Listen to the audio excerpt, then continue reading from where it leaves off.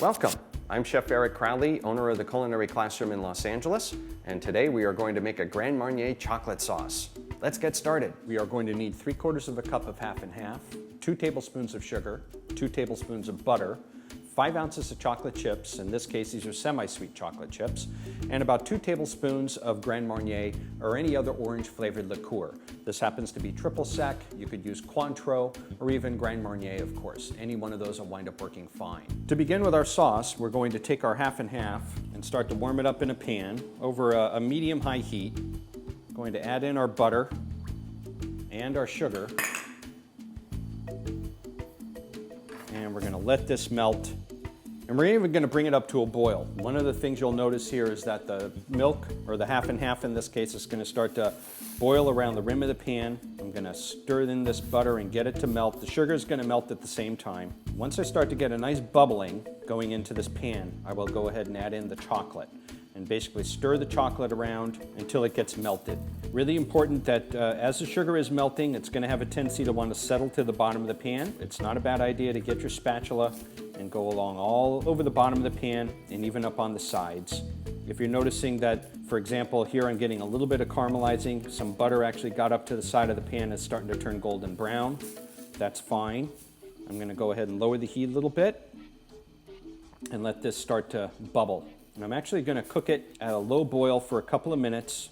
And what I'm looking for is a little bit of bubbling. I can actually feel with my spatula that the sugar is melted, so I don't feel any kind of granular quality against the bottom of the pan, so I can actually stop stirring.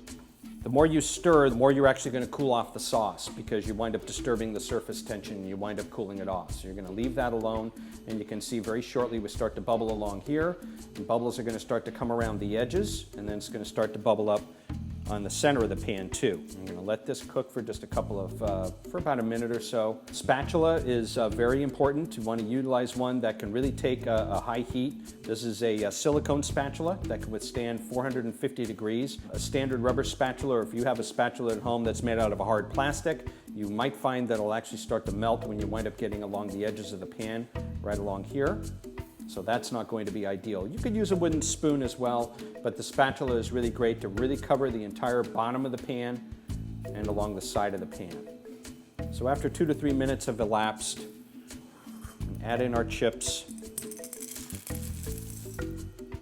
stir that in, and let the hot liquid in here melt this chocolate.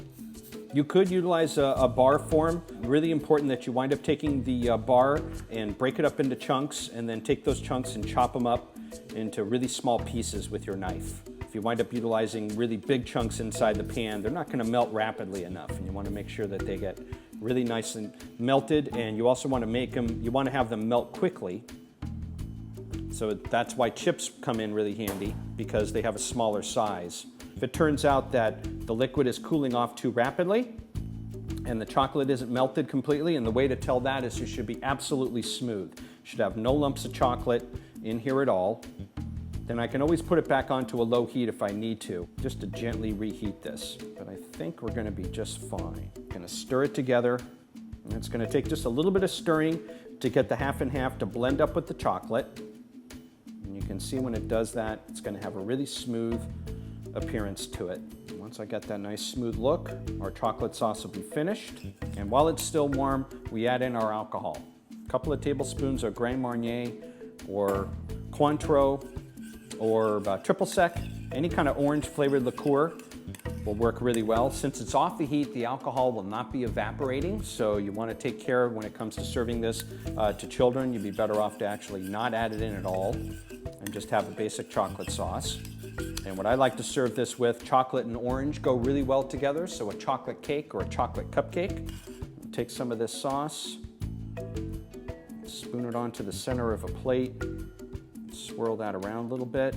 I've got a little dot right there. I could actually follow that, either wipe it up or get a little dot around the rim. A little bit of that random look that's very popular. Set that right inside just like that. We could garnish this with a little bit of candied orange peel, or even one of those miniature candied orange wedges that are very popular in the candy shop. And that is our Grand Marnier chocolate sauce. Thanks for watching. Be sure to click on other links so you can get other recipes. If you don't see something that interests you, email a request to requests@Mahalodotcom. Also be sure to subscribe so you can get lots of wonderful additional information. Thanks, and I'll see you soon.